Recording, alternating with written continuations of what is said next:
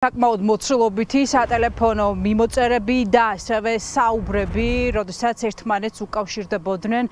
საზღვარგარეთ მყოფი ეგრეთ წოდებული კანონიერი ქურდი ბესიკ ჯაფარიძე, ასევე მისი გავლენით მოსარგებლე პირები, რომლებიც ქვეყანაში, თბილისში და ასევე სხვადასხვა რეგიონებში ცხოვრობენ და როგორ უკავშირდებოდნენ ისინი მათ მსხვერპლს, რომელსაც თხოვდნენ დიდი რაოდენობის თანხას ეგრეთ წოდებული ქურდული საერთოსთვის შეტანას. ეს არის მტკიცებულება და არა მხოლოდ მათი საცხოვრებელი სახლების ჩხრეკის შედეგად პოლიციამ ამოიღო დიდი რაოდენობით თანხა, საბრძოლო მასალა, ცეცხლსასროლი იარაღები და ასევე ტექნიკა, მობილური ტელეფონები, რომელიც ასახავდა ამ მძიმე დანაშაულს, რომელიც ქვეყნის მასშტაბით ხდებოდა თვეების განმავლობაში, 8 საათის განმავლობაში ახორციელებდა შინაგან საქმეთა სამინისტროს ცენტრალური კრიმინალური დეპარტამენტის თანამშრომლები სპეცოპერაციას, როგორც თბილისში, ასევე რეგიონებში.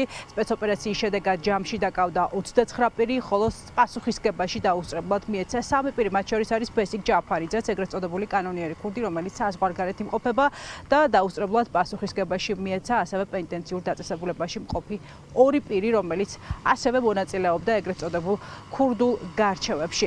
შინაგან საქმეთა სამინისტრომ გაავრცელა ასევე ფარული მიყურადებით შედეგად მოპოვებული მტკიცებულება სატელეფონო საუბრები, სადაც მძიმე დანაშაულებები ისმის სატელეფონო ჩანაწერები დგინდება, რომ თვეების განმავლობაში დაკავებული პირები მსხვერპლზე მათ მიერ შერჩეულ ადამიანებზე ახორციელებდნენ როგორც ფსიქოლოგიურ ტერორს, ასევე ადგილი ჰქონდა ფიზიკურ ანგარიშწორებასაც ეს იმ შემთხვევაში, ვინც მათ არ ემორჩილებოდა. ანუ просто ეცი რა მიკვირს. აი მე ჰომოსექსუალები ისე მოვეკეცებოდა და წავიდა, თუმცა ქურდული ხატიდან წავიდა დედას და ზონიდანაც წავიდა, და იმენა უკანასკნელ მეთქი ამის დედა. როგორც იყო ჰომოსექსუალი ისე მოვეკეცი რა.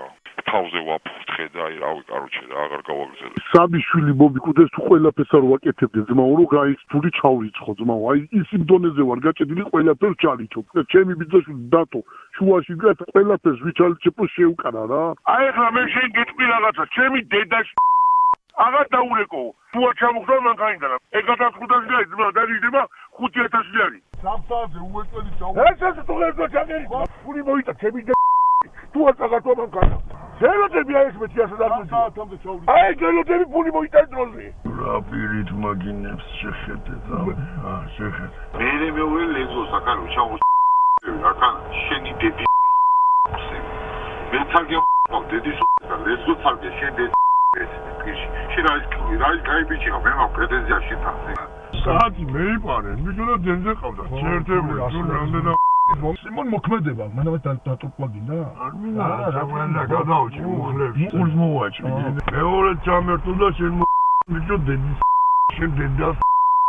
მე და ეს ხაბერი გამუნკია, ხოლმე გუგი. ამოს გამიყვეს და ქურდულა. ქურდულა არის დასროლი და დასაგდე. პირები, რომელსაც ცენტრალური კრიმინალური დეპარტამენტის თანამშრომლებმა ხელბურკილი დადეს, არიან საზღვარგარეთ მყოფ ეგრეთ წოდებულ კანონიერ ქურთან ბესიკ ჯაფარიძესთან კავშირში მყოფი ავტორიტეტები, რომლებიც სარგებლობენ მისი გავლენებით. ესენი არიან ზედმეტსახელად ცონღულა, ტარასა, ლესკოვიჩი, ბუჭოვიჩი და ასევე სატელეფონო საუბრებში ნახსენებია ხონელი ეგრეთ წოდებული კანონიერი ქურდი მამუკა ჩხაბერიძე, რომელიც საქართველოში იმყოფება და ხშირ შემთხვევაში, როგორც იკვეთება საქმის მასალებით, ისიც მონაწილეობდა ეგრეთ წოდებულ ქურდულ გარჩევებში. განაჩენი ქურდული სამყაროს სახელით გამოჰქონდა ყველა შემთხვევაში ბესიკ ჯაფარიძე საზღვარგარეთ მყოფ ეგრეთ წოდებულ კანონიერ ქურდს, რომელიც მოდავე მხარეებს აკისრებდა სოლიდური თანხის გადახდას ეგრეთ წოდებული ქურდული საერთოსთვის. ბრალდებული პირები პირადი მატერიალური სარგებლის მიღების მიზნით აქტიურად ერთვებოდნენ მოქალაქეების შორის არსებულ ფინანსური დავების გადაწყვეტაში. აღნიშნულ პროცესში კრიმინალური გავლენების გაძლიერებისა და მოდავე მხარეებზე ფსიქოლოგიური ზეწოლის მოხდენის მიზნით ჩართული იყო საზღვარგარეთ მცხოვრები ეგრეთ წოდებული კანონიერი ქურდი ბესიკ ჯაფარიძე.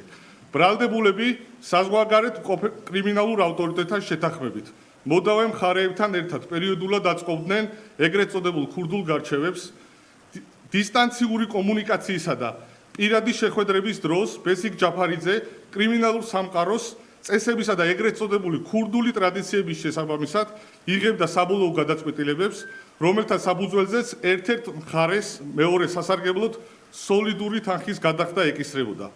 გამოძიებით ასევე დგინდება, რომ დაკისრებული ვალდებულების შეუსრულებლობის ან კონკრეტული ვადების დარღვევის შემთხვევაში ბრალდებულები მოქალაქეებსა და მათი ოჯახის წევრებს ფიზიკური ანგარიშწორებით, ჯანმრთელობის დაზიანებითა და სიცოცხლის მოსპობით ემუქრებოდნენ. ყველა პირს ბრალის დადგენილება ოფიციალურად გააცნეს დაკავების პროცესში. ყველა მათგანი დაკავდა მოსამართლის განჩინების საფუძველზე. შესაბამისად, ახლა დაკავებულები წინასწარი მოთავსების იზოლატორებში იმყოფებიან და ელოდებიან უკვე სასამართლო პროცესზე გადაყვანას. მათ წარდგენილი მუხლების შესაბამისად 15 წლამდე პატიმრობა ემუქრებათ.